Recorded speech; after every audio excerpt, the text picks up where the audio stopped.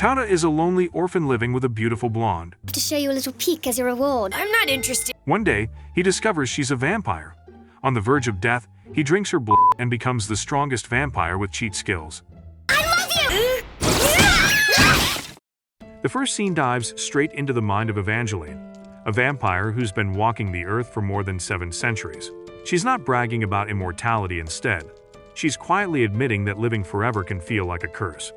Watching the world change while people you care about fade away leaves her carrying more ghosts than memories. Still, just thinking about a boy named Tada pulls her out of that hollow place. He's her anchor, the one thing that makes waking up each day worth it. Elsewhere, 3 boys are hidden high in a thick old tree, eyes locked on the road below. Their leader, Tada, gives the signal their MILF teacher Yukihime, who they secretly call Vampire Lady, is about to pass. The moment she's within reach, they drop down like hunters pouncing on prey.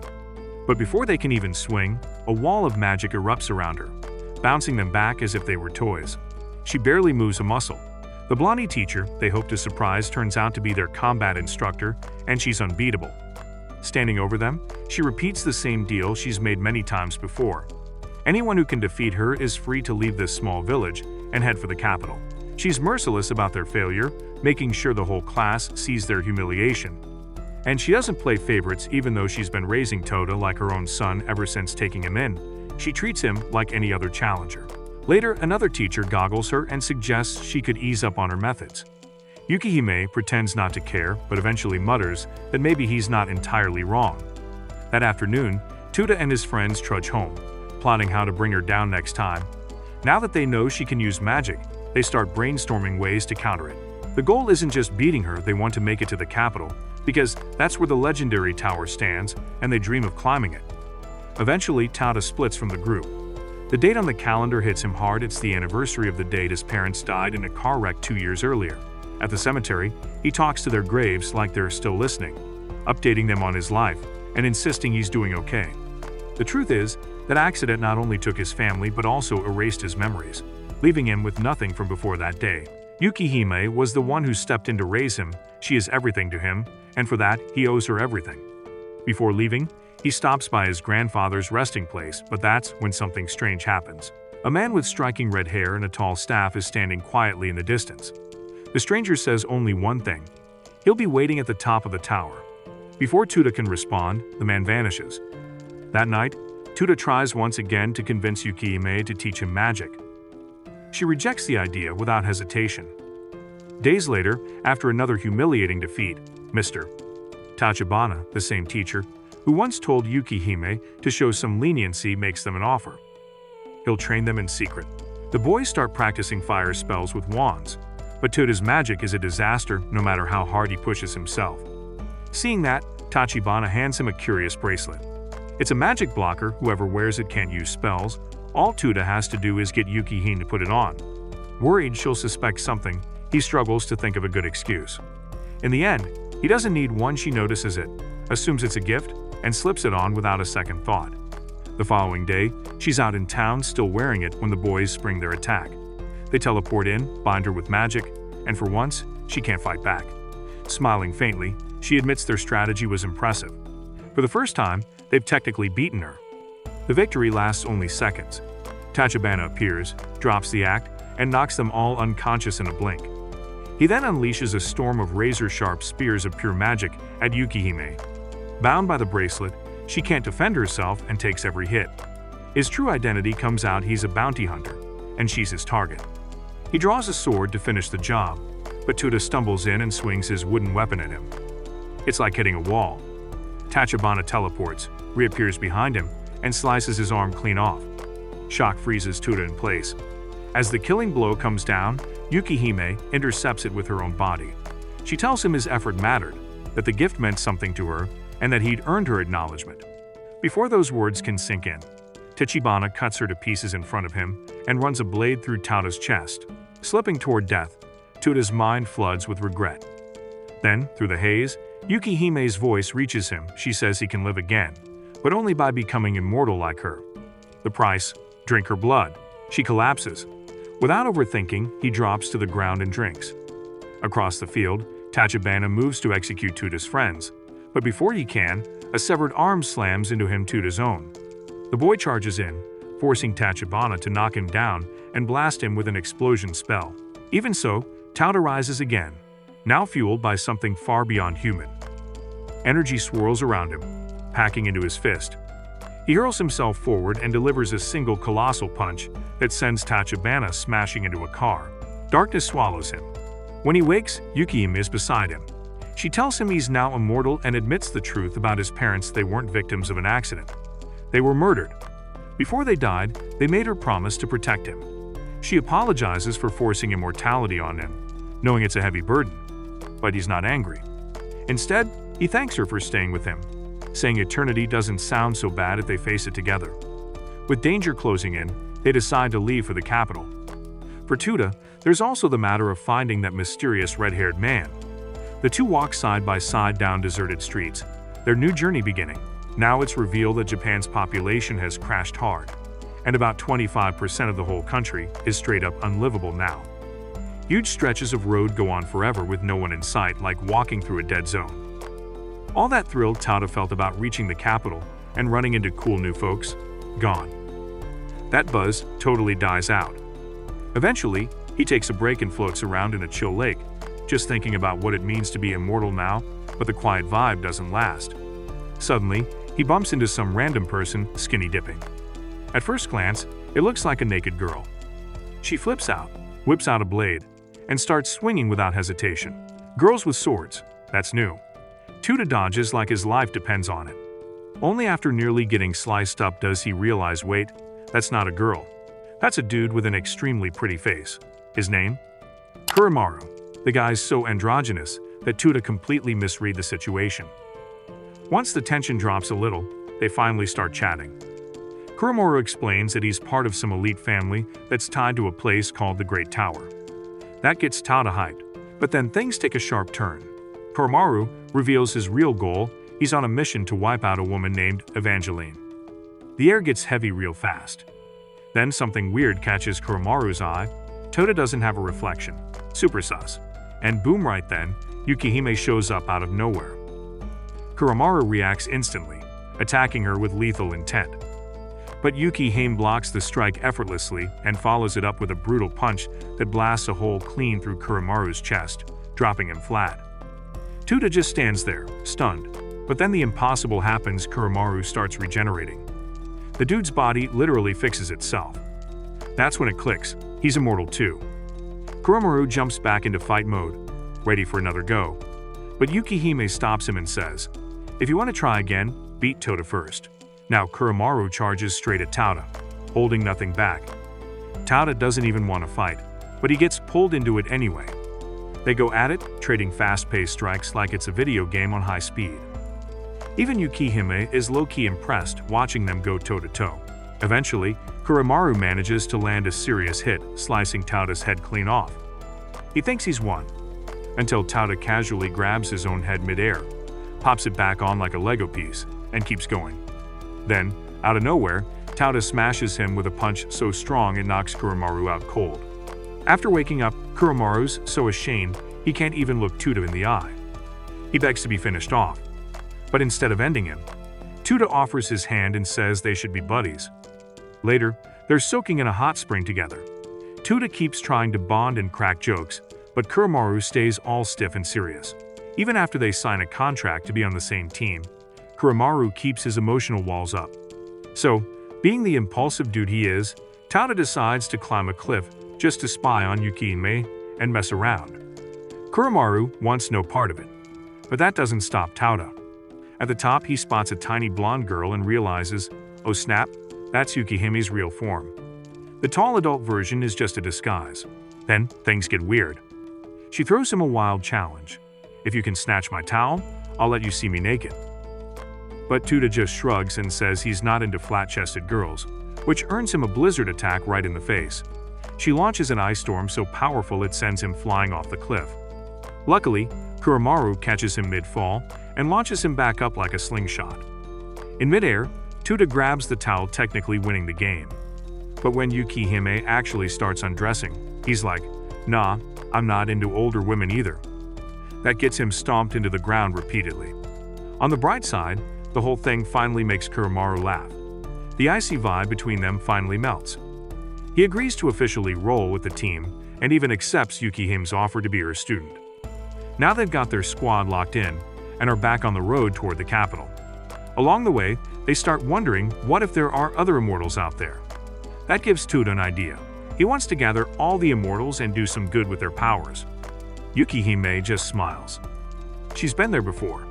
In fact, she reveals she already did that. She and an old friend created an actual organization of immortals, exactly what Tota was imagining. It's called UQ Holder. The scene shifts. Now they're cruising across the water on a boat, heading toward UQ Holder's hidden HQ. Tota's bouncing with excitement. Meanwhile, Yukihime is having a serious convo with her squad member Karen. Karen can't stand Tota. She thinks he's an annoying brat who doesn't show any respect. But Yukihime explains the truth. Both Karen and Tota are some of the strongest people in the group, which is why they need to get along. Once they reach the base, Tada meets two more people, Gengoro and Iku. They give him the tour and explain how UQ Holder works. It's a crew made up of immortals, magic users, monsters, and all kinds of supernatural beings. Before Tota and Kuromaru can be official members, though, they've got to pass a test. All they have to do is land one solid hit on their assigned opponent within a week. Karen chooses to go up against Tada. Gengoro takes on Kuromaru. As soon as it kicks off, Tota charges Karen, but she blocks him with a giant hammer like it's nothing. Kuromaru tries his best against Gengoro, swinging over and over, but nothing lands. Later, both of them are wiped out, confused, and annoyed. They're stuck. That's when they notice a girl named Shinobu struggling with garbage bags. She trips, and they help her out. Turns out she's just a normal human with no powers, working at the base's inn. Tota offers to help her with chores to clear his head. At one point, they're carrying dishes down to storage when Tota hears a strange voice in his head. Curious, he follows it down some stairs to a huge cave. There's a weird building there, and inside, they meet a messy, drunk-looking guy named Jinbei. Surprise! Jinbei's actually UQ Holder's #2 strongest warrior, right behind Yukihime. He shows Tota a special sword, locked in a massive stone block. It was crafted by a powerful mage. Jinbei tells him to give it a shot. At first, Tota isn't into it, but eventually he tries. It's super heavy and refuses to budge. Jinbei starts talking about the sword's history, but then that same mystery voice talks to Tota again. He listens, tries one more time, and finally pulls the sword free. Turns out, the voice is coming from the sword itself. It can talk. Its name? Kurobo. Kurobo's kind of sassy and says it picked Tota to be its new partner because it was bored. Jinbei, clearly expecting all this, explains that whoever can master Kurobo gets the ability to mess with the sword's weight, super useful for combat. But it won't be easy. Tota's got to train hard. He and Kuromaru start putting in serious work, sharpening their moves, and syncing with their weapons. Finally, trial day comes. Kuromaru takes on Gengoro again and gives it everything. Gengoro still dodges and blocks like a pro, but admits Kuromaru has come a long way. Still, he says Kuromaru's style is too easy to read. That's when Kuromaru flips the script. He remembers how Tota fought taking a hit to land a bigger one. So he lets Gengoro cut off his arm, uses the opening, and stabs him from behind. The gamble pays off. Kuromaru wins. He passes the test and becomes an official UQ Holder member. Later, Tota was still fighting Karen. He kept swinging his sword at her again and again, but she was too fast, dodging, blocking, and moving like it was nothing. Then he did something clever. He used his sword's strange power that can mess with how heavy it is, that made Karen lose her footing for a second. Right as he was about to take the win, a loud scream snapped him out of it. He turned his head and saw Shinobu in big trouble. Huge monster-looking creatures had shown up out of thin air and were surrounding her. Tota didn't think twice. He stopped the fight and ran toward her, but Karen held him back. She told him not to rush in yet. She stepped in first, distracting the monsters, giving Tota the chance to get Shinobu out of there. Once she was safe, he returned to the fight. He cranked his blade's weight all the way up and launched himself at the monsters like a comet crashing from the sky. The ground exploded when he landed, and the beasts were destroyed on the spot. Not long after, Yukihime showed up and told them they did well.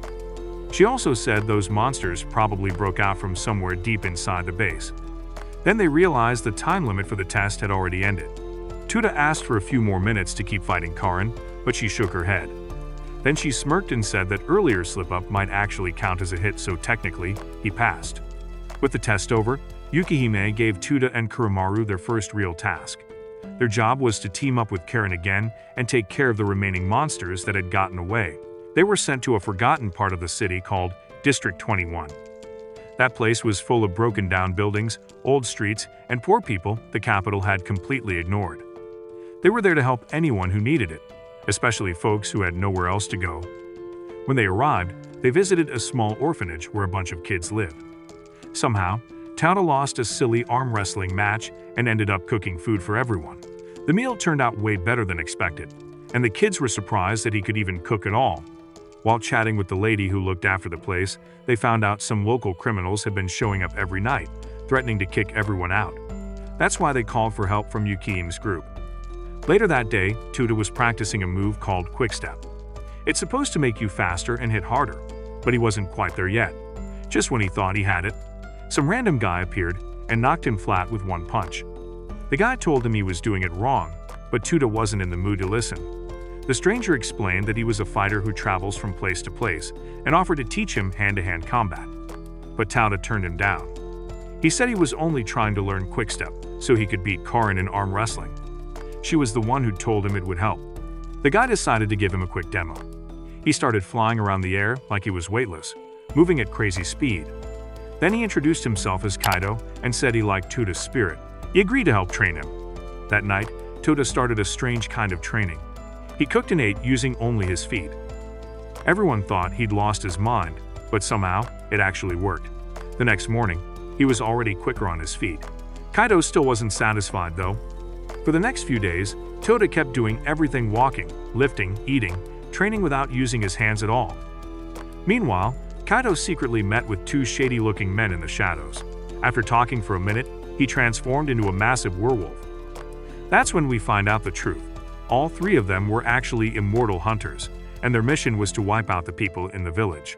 Back in District 21, two guards from Yukihime were patrolling when dark shadow creatures showed up and quietly took them out with guns. At the same time, Karen was taking a quiet bath. She had no idea that someone was sneaking up behind her. The second she noticed something wrong, she raised a shield just in time to block the bullets. Then she grabbed the enemy's gun and shot back, but he blocked it easily and laughed at her. After that, he rushed at her with a blade. Karen didn't back down. She stayed strong, throwing punches and landing solid hits. The attacker cut her across the neck, but it didn't hurt her. He looked confused and kept trying, but she hit him hard in the stomach and pinned him down. Then he pulled out a small hidden gun and fired straight at her face. The shot knocked her down. That's when we learned his name, Chow. He admitted he wasn't even there to beat her. His job was just to keep her busy. Meanwhile, Tada was helping a kid named Ruki clean up trash when they noticed smoke rising in the distance. The same monsters from earlier were now setting buildings on fire. Before they could move, three of them came right at Ruki. Tota jumped in front of him, and Kuromaru appeared right after to help. But they weren't alone for long. More shadow creatures showed up along with the last two immortal hunters. Tota told Ruki to run while he got ready to fight. But before he could move, Kato appeared out of nowhere and hit him with a vampire sealing mark. It knocked Tota out cold on the spot. Now Kuromaru was the only one left to face all of them. Back inside, Karen was still trapped by Chow. He used dark energy to pin her down and started torturing her slowly. He was clearly enjoying every second of it. Outside, Kuromaru started the fight with a bright, flashy move that lit up the sky. Then he jumped in. The fight got brutal fast. Kuromaru lost an arm, but kept fighting and even managed to slice off Kaido's arm in return. They both healed and kept going like nothing happened. Kaido then turned on Quick Step and zipped around at insane speed, slamming Kuromaru with a crazy combo. At the end, he sliced Kuromaru's body clean in half. To make sure he couldn't move, Kaido threw two giant metal signs at him, pinning both halves of his body to the ground. Just as he was about to finish the job with a spell, Ruki jumped in and took the hit. At that exact moment, Chow kept torturing Karen, clearly enjoying how tough she was. Kuromaru's still stuck, struggling like crazy under the weight of the junk holding her down. She grits her teeth, not for herself, but for Ruki, the little guy who's now in danger. Kaido has him, and things are going south fast. While trying to wriggle free, Ruki hears the truth come out. The people attacking them, They're just following commands from someone powerful, someone way up in the tower's ranks. This isn't some personal grudge, it's a mission passed down from the top. Just when Rookie's about to get taken out, Kuromaru breaks loose with pure willpower and throws her body forward, even though she's still cut up and barely holding together. She manages to protect the kid just in time. Suddenly, out of nowhere, Tota shows up. Everyone freezes, they weren't expecting him to bounce back. Meanwhile, Karen's been suffering through some next-level pain. Chao's been torturing her non-stop, and she's had enough, so she finally lets it out. Her ability to survive isn't some cheap trick. It's a sacred gift. With no backup coming, she taps into her divine mode. Her whole body glows, she levitates, and the shadows around her get wiped out. Then she unleashes a storm of attacks on Chao that leave him reeling. Back at the main fight, Tada explains that somehow the spell that was supposed to shut him down got sucked into his body. He doesn't get it either, but it worked. The enemies realize he's way stronger now. His arms are wrapped in black armor, leaking out energy like smoke. He doesn't know what it is, just that it's time to throw hands. He goes full speed, launching one hit that sends the goons flying. Kato comes in next. The two trade hits, fast and clean. Tota's reflexes are on point now. Karen backs him up too. Then Kaito stops holding back and shows what he really is, a monster, literally. Tota asks why he's doing all this. Kaito shrugs it off. He says he's not fighting for revenge or some big cause, he just loves going up against strong people. That's it. No deeper meaning. So they clash again, both so fast it's like watching two ghosts brawl. The movement is too fast for normal eyes. At one point, Kaito grins and asks if Tota wants to be trained by him for real. Tota says nah. Then Kaito uses a killer move, something called Blazing Piercing Judgment. He moves faster than sound, drills through Tota's chest, and rips out his heart. Crushes it like paper. He starts chanting to end the match, but then something erupts. Tota's body sprouts massive wings darker than night. The pieces of his heart pull themselves back together like time reversed. A giant wave of dark energy explodes out of him. One of the attackers steps back, eyes wide, and whispers, "That's Arabe magic. It's a mythical type of power. Almost no one has it. Only two people in the world are known to use it, and one of them is Yukihime. The other? Standing right in front of them. It's not normal strength. It's beyond immortal. But it comes with a cost. If you go too deep, you lose who you are." Now filled with something wild and dark, Tada hurls punch after punch at Kaito. He doesn't stop. It's like a beast's fury. But right before the final blow lands, he freezes. Something inside him fights back. And in that moment, all the energy vanishes. He drops to the ground, barely breathing. Kaito, lying in pieces, admits he lost. But Tada won't take the win. He says that monster version of him wasn't the real him. They agree to settle it in the dumbest way possible, an arm wrestle. They lock hands. While pushing against each other, Tota tells Kaito that living just to fight is a broken way to exist. With one last push, Tota wins, not with power, but pure stubbornness. Kaito, down on the ground, tells him to finish it. Tada refuses. That's when the old guy shows up, says the job's over, and pulls Kaito out of there. Before anyone can breathe, fire starts ripping through the village. Then Yukihime drops in, raises her hand, and freezes the whole town solid, stopping the fire in one move. Later, while everyone regroups, Yukihime tells Kuromaru that her fireworks signal was smart, it helped them find the others fast. Right after, the enemies show themselves one more time. The old man sees Yukihime and clearly knows her. She changes into her true self and greets him coldly. He opens a glowing door using his weapon, steps inside with Kaito, and disappears. That evening, the villagers throw a massive party to thank the squad. While eating, Yukihime explains that it's no accident Tota has Arabe powers, too, they're blood-related. But far away, hidden in the dark, someone watches Tada through a spy drone. Back at the hideout, Kuromaru realizes something's changing inside her. Every time she sees Tota smile at Shinobu, something burns in her chest. Jealousy. Hard. Later, she's soaking in the bath, lost in thought, when Karen walks in and freezes. Kuromaru's secret is out. She's a girl? Pressed for answers, Kuromaru admits the truth. People from her family are born with both sides. At 16, they get to decide which path they want to walk. Karen doesn't take it lightly. She throws hands, yelling and asking what choice she's going to make. She even tells Kuromaru to stay a girl just to stop Tada from getting close to Yukihime. She knows how Kuromaru feels. Then Aiku shows up and casually drops an idea.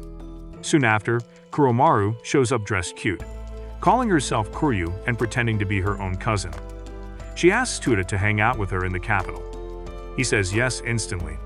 They grab a jet ski from Shinobu and head out. While riding through the base levels, they pass a small girl acting weird, but Tada ignores it. The rest of the day is peaceful. They explore the city. Kuromaru's heart is racing the whole time. She realizes she doesn't just admire Tada, she's in love with him. Eventually, they reach the tower, not realizing someone's been spying the whole time. Elsewhere, Yukihime talks to Jinbei. She's uneasy about what's inside Tada. It might not be evil, but it will attract dangerous people like the man watching through the drone, Fate Avarunkus. Back at the tower, Tada and Kuromaru arrive. He's all smiles. She's thinking maybe she's got a shot with him. He even compliments how good she looks as a girl. Just when she's about to confess, boom. Chao returns and locks Tada in shadow chains. Another fighter shows up and charges at Kuromaru with a bunch of swords. She tries to defend herself, but her strength feels off. She wonders if it's because she's in her girl body. She gets knocked down and watches them drag Tada away. Furious, she unleashes her power and hits back hard. She nearly beats them, but one of them tackles her through the tower wall. They both fall. While dropping through the sky, she takes another hit and blacks out. When she wakes up, Chao is there. He wraps her in shadows too. As she's pulled under, she remembers all the moments with Tada. She forces herself to keep going. One final push. She breaks free, smashes Chao with a huge punch, and saves Tada, now back in her male form. The police show up and the enemies vanish. Later, Kuromaru tells Tada what happened, but still pretends Kuryu is just her cousin. She says she doesn't care which body she has, she just wants to be by his side. Then Tada says something wild. He thought Kuryu was gorgeous, like, marry this girl kind of gorgeous. Now Kuromaru doesn't know what to think anymore. Back at the underground base, that weird little girl finally gets introduced. Her name's Kiri. Turns out she's been off on her own, doing some kind of strange spell with sand. When Iku asks her what she's up to, she basically just says, something wild's about to happen, and leaves it at that. Meanwhile, Tada and Kuromaru rejoin the others. When Tada spots Kiri, she walks straight up to him and demands a talk alone. No greetings. No hi. Just follow me. So they head into a quiet alley, and out of nowhere, she starts acting like she's his boss. She claims he failed her somehow, like he was supposed to protect her, but he's just standing there going, "What are you even talking about? We've never met." Before she can explain, something slices across her neck at lightning speed. She drops. Blood's everywhere. A shadow flickers away, vanishing into the wall.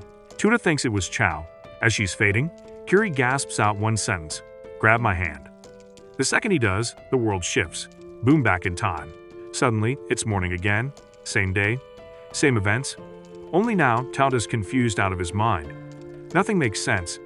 They meet up with Karen and Iku, hop on a boat, and start heading back to the city. On the way, Kiri finally tells him the truth. That ritual she was doing, it lets her set a checkpoint in time. If she dies, everything jumps back to that exact moment. Anyone she's holding gets pulled back with her. She says she's been stuck in that same death loop over and over, but could never bring Tada with her until now. And she's mad about it. She warns him that something massive is coming, and whether he likes it or not, he's right in the middle of it. Flash forward, they return to the alley again. Same setup. Kiri starts talking about someone she met during a secret tower meeting. But before she can say who it was, bam, Chao attacks again. This time, Tada's ready. He blocks the blade, then turns Kurobo up to an absurd level and slams Chao so hard into the sky, it's like Team Rocket blasting off. Kiri keeps going. She says she saw what's coming. Fatavarus, deadliest mage alive, shows up, kidnaps Tada, and wipes out every teammate he has. She watched it happen, that's why she offed herself and reset the timeline. Tada is shook. He doesn't know why Fate's even targeting him. Kiri has no clue either. But she's certain. If Fate captures him, everyone's done. Her solution? Force Fate into another rewind. But this time, trap him in it too. Karen and Iku walk in mid-convo and finally figure out what her ability actually is. Later, on a train, the whole team talks things through. Rule die. 1. Don't let anyone find out what Kiri can do. If enemies knew, They could just keep killing her to reset reality on purpose. Then she lays out the ambush, bait Fate to a specific spot, and once he's there, activate the rewind while everyone's touching her, including him. The save point will be the secret cave under their base. Everyone gets their own role. The team splits to prepare. Tota wonders why Yukihime isn't helping. Kiri says if Yukihime gets anywhere close, Fate will sense it and bounce, ruining everything. While waiting, a hooded blonde bumps into Tota and slips some kind of charm onto his back without him noticing. Later, he starts digging online to learn more about Fate. That's when Yukihime calls. She finally gives him the history lesson. Fate used to be a hero. He fought side by side with her and Negi Toda's granddad. But after Negi died, Fate flipped sides and went dark. She warns him don't fall for anything he says. After the call, Tota starts wondering, did Fate have something to do with his memory loss, or his parents' deaths? Eventually, Iku spots Fate using satellite tracking. They're ready. The plan? Fire a space laser from orbit at the exact moment he walks into position. But right before the blast can launch, Tota spots some old friends from his village, right near the target zone. He yells for them to cancel the shot. Lasers off the table. The friends walk up and say hi. Tota tries to stay chill and not blow his cover. Meanwhile, one of Fate's goons sneaks up behind Iku and chops off the arm holding the controller. At that moment, Fate walks right up to Tota and calmly says he knows everything about him, his crew, their hideout. He says unless Tota cooperates, everyone nearby dies. Tota doesn't flinch. Instead, he yells loud enough for civilians to hear. There's a threat inside. That clears the area. Karen appears and lands a surprise hit. Tota jumps in too. Together they go for a tag team strike. Fate blocks with magic, but Tota increases Kurobo's weight and shatters the shield. Just then, Iku regains satellite access and launches the orbital blast. Boom. It hits dead center. The squad jumps into action. Kuromaru and Kiri rush toward Fate. As he struggles to absorb the beam's energy, Kiri grabs him. Two others touch her at the same time. Almost there. But before she can link with the rest, she freezes. Literally, her body turns into solid stone. Everything falls apart. The window to rewind is gone. The group panics. Should they retreat?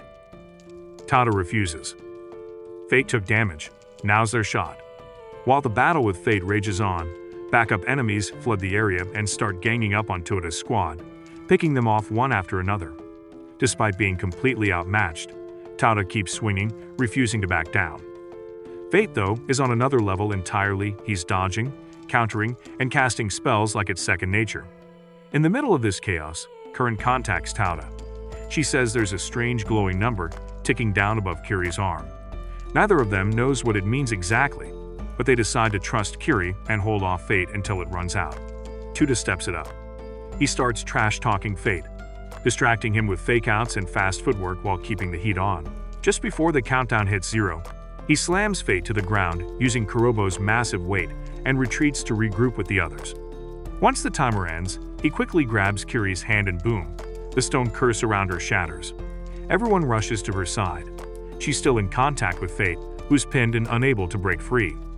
That's when she uses her time rewind spell and flings the entire crew, enemy included, back to their earlier checkpoint in the underground hideout. When they land, Fate finds himself face to face with Yukihime after 2 whole decades. Her sudden appearance catches him off guard. He looks ready to fight, but deep down, he knows he's been outmaneuvered. He puts up his hands in surrender and offers to answer one question per person if they let him go. When it's Tota's turn, he asks why Fate's been targeting him. Fate says his goal is to use Tota's power to rescue Negi and, in doing so, save everyone across the entire solar system. They've got about 20 years to pull it off. But Tada isn't done. He hits him with a deeper question. Did you kill my parents? Fate straight up says yes. That sets Tota off. Shadows flare up around him, his dark energy erupts, and he gets ready to beat Fate down. But just as he's about to snap, a magic symbol flashes in the air, and suddenly a ghostly version of Negi appears. His grandpa warns him Fate is lying, but he's not entirely evil either. Everything he's done, no matter how messed up, was to help Tada in some twisted way. Meanwhile, Yukihime sends a private message to Kuromaru. She tells him there's a device planted in Tota's body. It's what's making the fake spirit appear. Kuromaru slices it clean off, cutting the illusion short before it spills any more secrets. Once everyone has asked their questions, Fate walks off. But even as he disappears, Toda's mind is still spinning. He tries getting more answers from Yukihime, but she brushes him off and walks away. Soon after, a mature blonde lady rolls up to the base with a crew of girls. She asks to meet Yukihime and wants Tota in on it too. Later that day, Toda's chilling with Shinobu, drinking tea, when one of the new girls, Mizore, kicks down the door and randomly challenges him to a brawl. She throws out some wild accusations about his bloodline being full of monsters, then swings at him.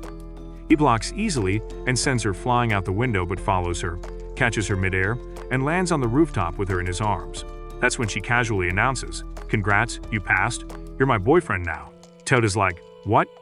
From then on, Mizore is full-on obsessed. She puts on Shinobu's clothes, cooks him giant meals, and tries to impress him every second she gets. Meanwhile, the other girls on the team start catching feelings too.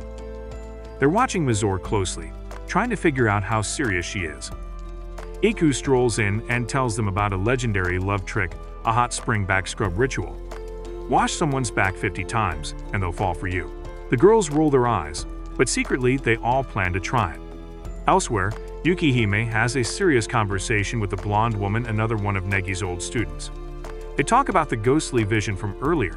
Turns out, it wasn't really Negi. His body was taken over years ago by a dark sorcerer called the Life Maker. Now, anytime Negi shows up, it's because his possessor allows it. The woman tells Yukihime she has to stop shielding Tada. He needs to face all of this head-on. Back in the hot springs, Toda's just trying to chill with Iku. They're chatting when Iku drops a bomb. He's actually 72. When he was 13, his real body went into a coma, and his mind was transferred into a robot. His actual body is still asleep somewhere out there. While they talk, the girls prep their sneak attack. Mizore hears about the bath trick too. Surprisingly, Karen shows up first. She charges in and tries to start scrubbing Toda's back, but Kiri flies in and kicks her across the room. Then, all hell breaks loose. Every girl rushes in, and a massive spa war erupts. Out of nowhere, Yukihime shows up. She ends up alone with Tota, casually takes a seat, and starts washing his back. While doing it, she finally opens up. She says sorry for earlier, she was overwhelmed. Later, they meet again on the dock. This time, she's in her true form and drops a massive truth bomb.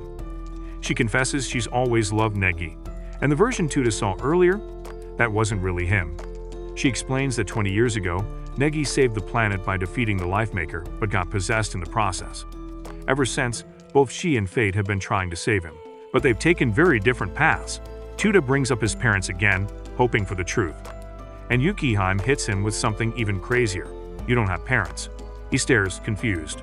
She continues he wasn't born. He was made. Created in a lab 2 years ago using Negi's DNA, which means Tota isn't just related to Negi. He is Negi, a clone. The next morning, he tells Kuromaru everything. His friend does what he can to cheer him up, but it's clear the news hit hard.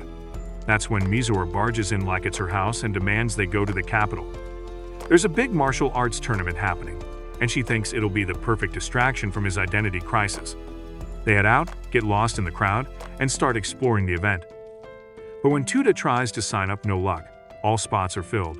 He's a little disappointed but shrugs it off. Next time. That's when Mizore's great-grandmother suddenly shows up, dragging him away without warning. She introduces him to 2 more of Negi's past allies, Tatsumiya and Shachimaru. Mizore can't believe it, but she's stuck watching them leave. Elsewhere, Yukihime hears her old teammates are in town and decides it's time to go too. Back at their base, Tada finds himself being pulled along by a group of girls who take him to an old classroom, one that used to belong to his legendary granddad, Negi. The vibe is totally surreal. Inside, he meets Seyo, a literal ghost who used to be one of Negi's students. Along with the others, she welcomes him like he's part of their family. Even though he's technically a clone, they don't see him that way at all. To them, he's carrying on Negi's legacy, and they're already proud of him. Everyone gets a bit emotional, and they hug him like he's been one of them forever. Suddenly, Tatsumiya gets a call. One of the fighters in the tournament bailed, and they need a quick replacement. Boom, next thing you know, Tada's standing in the arena with a roaring crowd. Across from him is a masked fighter named Cutlass. The match starts, and things get intense real fast. They clash back and forth, but Tota quickly realizes he's up against someone seriously dangerous. From the audience, Kurumoru and the others sense something's off. Cutlass isn't just strong, she's got this creepy, murderous energy about her. Meanwhile, Tatsumiya checks in with the fighter, who was supposed to be in this match, and learns that Cutlass took him out just to sneak into the tourney. Back in the ring, Tota keeps pushing, but Cutlass is straight up overpowering him with both muscle and wild magic attacks. Then things get personal. She starts trash-talking him, calling him a knockoff clone, and mocks everything he is.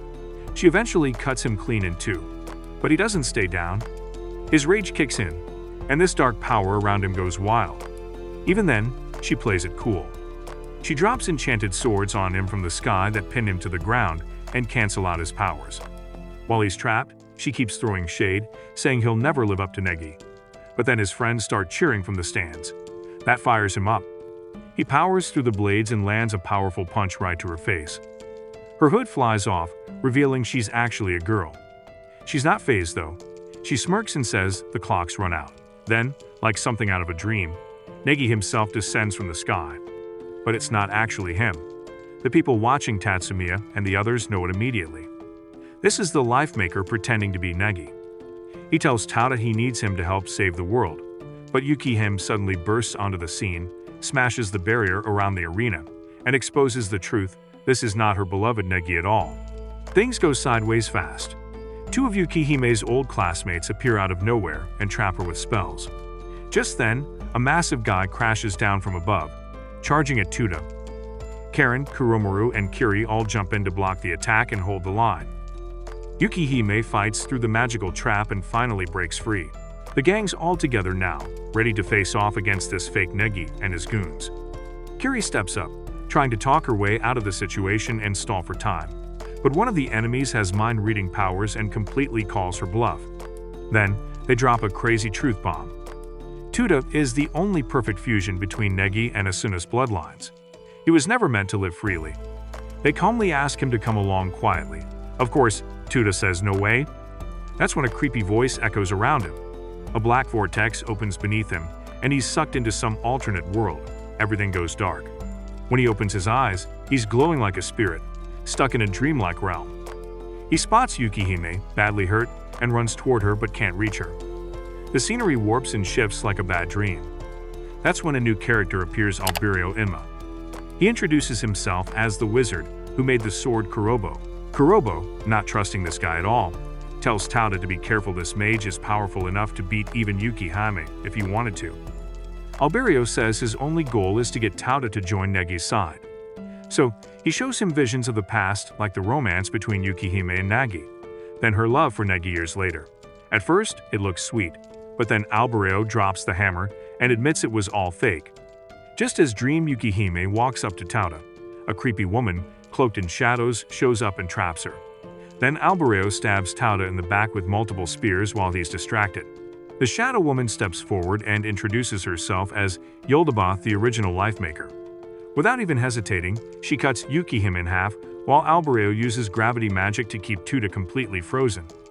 Even though he's been stabbed and can barely move, Tota drags himself across the ground, trying to reach Yukihime. Yalda tells him there's only one way to save her: he has to join her side. He finally crawls to Yukihime and picks her up. Through tears, she tells him all she ever wanted was someone to walk beside her under the open sky. That hits him hard. With his promise to stay by her side, he dodges Yalda's next attack and manages to carry Yukihime away. She explains that they're inside a world made entirely by the Life Maker's imagination. Here, Yalda can bend anything to her will. But Yukihime still has one last move. She summons a magical shield around them, and together they charge in to end this fight. But it's chaos. Yalda keeps changing shape, looking like Nagi one moment, then Negi the next, completely messing with Yukihime's head. The illusions and attacks get so overwhelming that Tota gets taken down fast. He wakes up surrounded by fake girls, trying to drown him in a sea of red. At first, he panics and starts sinking. But then, someone new breaks through the nightmare. A girl appears and shatters the hallucination. Her name is Asuna, and she tells him she's his grandmother. She got inside while Yalda was busy messing with his mind. She waves to Yukihime, who also escaped the illusion, along with the rest of the team. Yalda tries to attack again, but Asuna blocks it like it's nothing. Then she drops a truth bomb. Even though they felt like they were trapped for hours, less than a second passed in the real world. Before time runs out, she explains everything she knows about the enemy. She looks at Tota and says the only way to stop Yalda is for him to survive exactly 37 seconds against her in a real fight. With that goal locked in, Tota and the crew prepare to return to reality. Without wasting a moment, the entire crew splits into small squads and begins striking the enemy with perfect timing. Thanks to Asuna's insider knowledge, they tear through the weaker enemies like paper. While all this is happening, Tada doesn't wait, he dashes straight toward the Lifemaker, eyes locked, ignoring everyone else around him. As the fight heats up, Tada tries to connect with the real Negi buried deep inside, hoping to shake him free from the Lifemaker's control. But Yalda, now in full possession of Negi's body, unleashes a horrifying spectacle. A mountain-sized wave of spirits, all twisted and undead, charges at them like a ghostly tsunami. Right as things are getting out of hand, two flashes of steel break through the chaos. Evangeline and Fate arrive, blades drawn. Fate immediately casts a spell that clears the illusion around Negi, letting Tada see his real grandfather inside. Suddenly, the spirits of all four fighters rise together into the sky, coming face to face with Negi's true self. Fate explains the full strategy he's been preparing to defeat the Lifemaker and save the world. Negi listens carefully and admits the plan has potential, but saving him personally is a long shot. With what little time they have left, Evangeline grabs Negi in a tight hug, clinging to what little remains of him. Negi gives Tada a final few words of encouragement before the scene dissolves and they all crash back down to reality. The moment they return, Yalda transforms again, dodging an attempt to turn her into stone. Fate and Evangeline combine their strength for a follow-up assault, but she casually brushes them aside like it's nothing. When she shifts her attention to Tota, she hurls him backward with such force that he nearly blacks out, but instead of giving in, he undergoes a power boost of his own. Now running at full throttle, Tota matches her speed and strength in the sky while the rest of his friends are fighting for their lives below.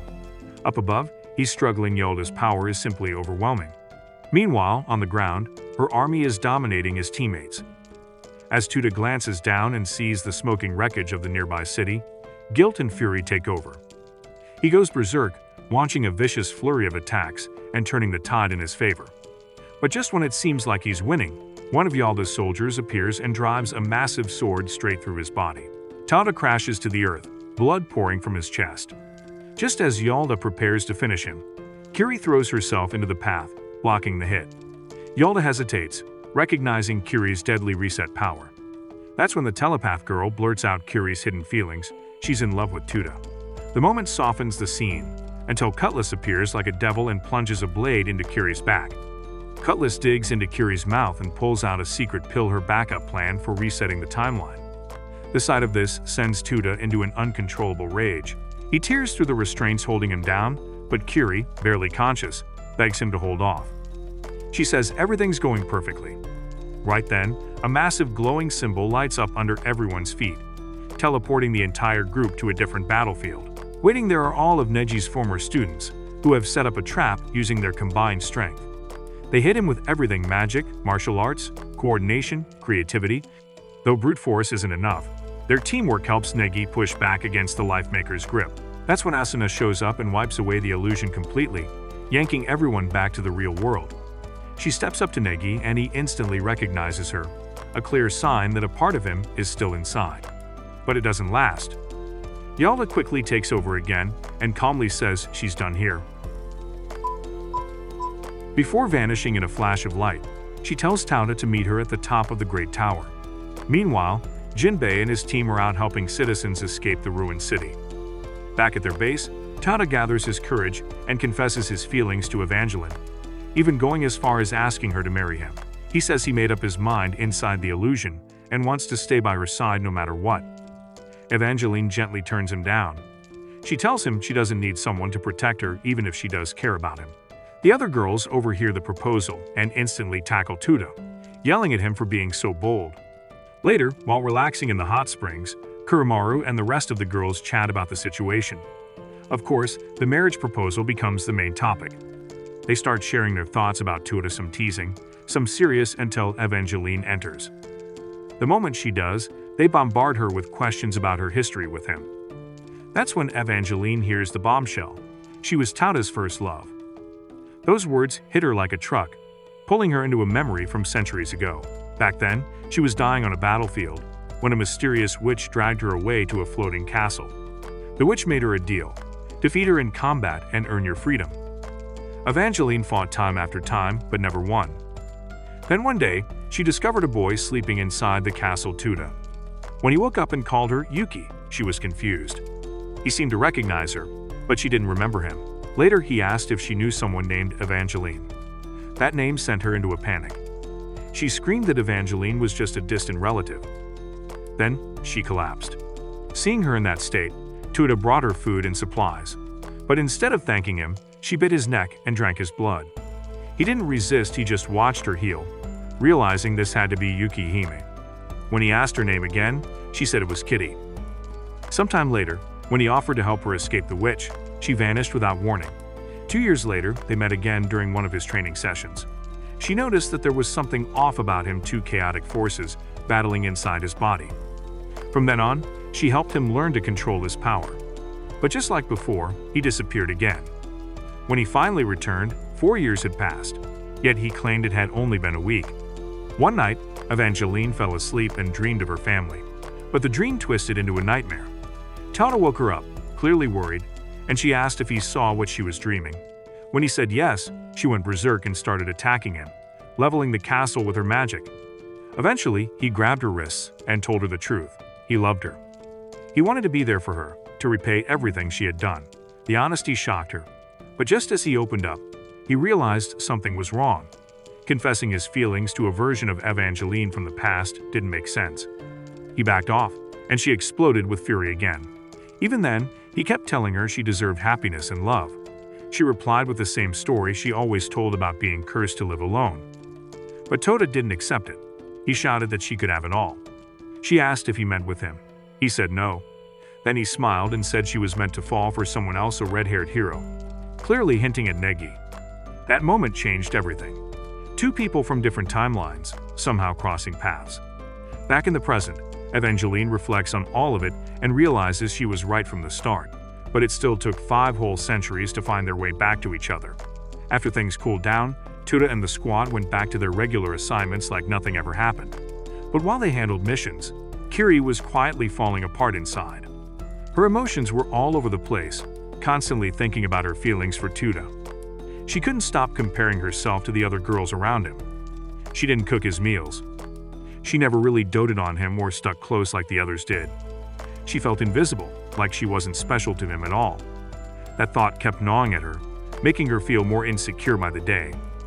Trying to distract herself, she started obsessing over the stock market, scrolling graphs, watching trends, anything to keep her mind busy.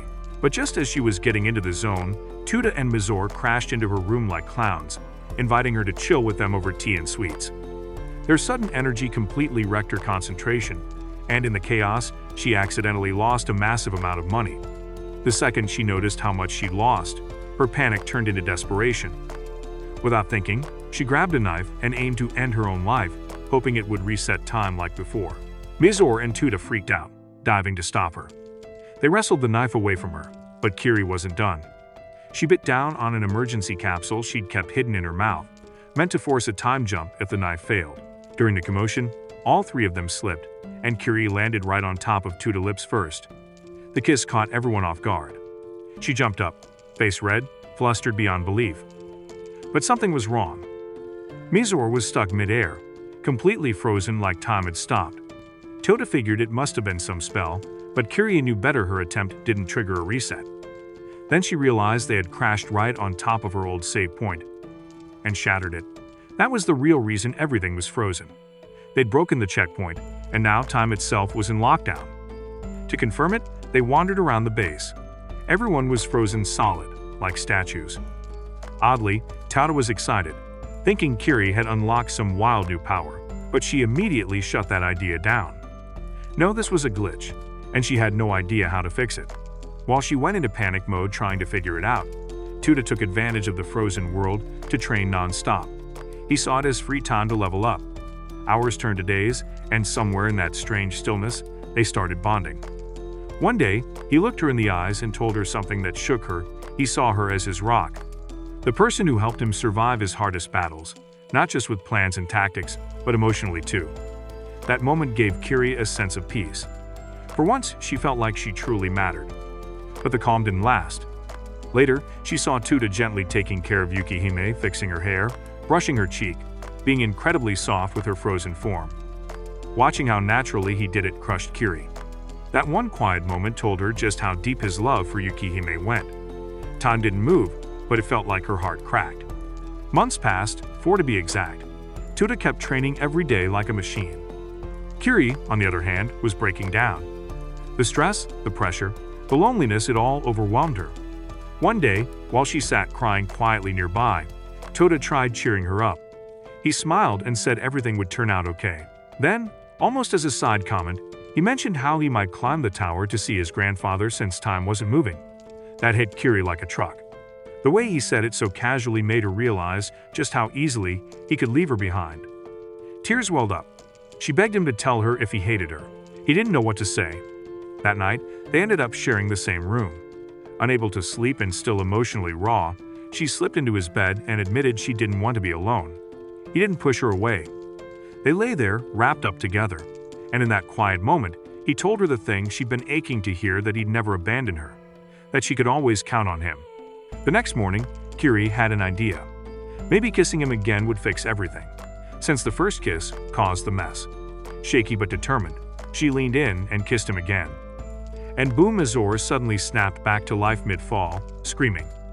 Everything and everyone in the base returned to normal like nothing had happened. Time had resumed. A few days later, Karin got dressed up and went to Yukihime's office for work. But when she got there, Yukihime wasn't in just a box of fancy chocolates sitting on the desk. Curious, she took one and ate it. Not long after, Tada showed up and did the exact same thing. Later that day, the team got busy prepping for a bunch of new guests, checking into the inn, which doubled as their secret headquarters. After the group's recent heroic efforts in the city, their popularity skyrocketed. People wanted to meet them or just stay near the legends. While helping out, Tota suddenly marched up to Karin and dropped a bomb. He said he was in love with her. Straight up, he told her she was vital to him, and he needed her beside him to defeat whatever came next. Karin went bright red. She clearly had feelings too, but was too stunned to speak. Just then, Yukihime strolled in and casually asked what was happening. And out of nowhere, Tota ran up and proposed to her on the spot. Yukihime didn't miss a beat. She launched him with a massive kick. After that, she explained something horrifying to Karin. Those chocolates were actually laced with a truth serum. Anyone who ate them couldn't lie for half a day. Karin's face went pale. She'd eaten one, and now she couldn't shut up. Thoughts came flying out of her mouth unfiltered, especially around Yukihime. Panicking, she sprinted off to find Tota before he could blurt out anything worse. But it was already too late. Tota was on a confession spree, running around telling every girl he loved them. Every single one. Chaos spread like wildfire. Karin chased after him, trying to clean up the mess with every confused girl he left behind. Things got even crazier when he started confessing to the guys too, and even the visitors. Finally, Yukihime had enough. She used teleportation magic to blast him somewhere far, far away. In the next scene, he and Karin woke up in a weird realm that looked like a classroom punishment zone. They were being scolded by the universe. Karin tried not to show any emotion, even while Tada listed everything he loved about her one by one. She nearly lost it, then turned and ran away. She shouted that she couldn't fall in love with him because of her pride. But Tada didn't let her escape. As she turned to fight, her outfit magically changed into something fantastical. That's when she realized they were in a dream world. The two of them battled it out until Tota pulled a move that stripped her down to nothing, freezing her mid-attack, and there, he confessed again. He wanted her in his life for good. Karin finally cracked. Teary-eyed, she admitted her guilt. In the past, she betrayed someone she admired more than Yukihime. After that, she tried ending her own life but discovered she was immortal, cursed for betraying someone like a god. She said the world was full of pain, and she still didn't understand why Yukihime cared about someone like him, a clone. Tada didn't hesitate. He told her he still loved her. That immortality wasn't a curse, it was an opportunity they could use forever to make the world better. He reached out and asked her to join him in chasing that dream. She tried to stay quiet, holding her feelings in, but right as she was about to say something back, the dream shattered. They were suddenly back in reality, standing in front of Yukihime. And then Yukihime dropped the biggest twist: the chocolates were never laced with anything. Everything they said, all the raw honesty. It was all real. Karin stood in stunned silence, then turned and left without a word. Later, she soaked in the hot springs with Kiri, venting about everything that happened with Tota. Their peaceful moment was shattered when Mizore and Shinobu barged in, dragging him along. They were on a mission: wash his back 50 times again whether he liked it or not. They stripped him down and chucked him in the bath like a sack of potatoes. Unfortunately for him, he landed right on top of Karin and Kiri hands first. Both girls screamed. He got launched straight into orbit. And that's where this video ends. If you're new here, make sure to subscribe to our channel. And also watch this following video until the new one.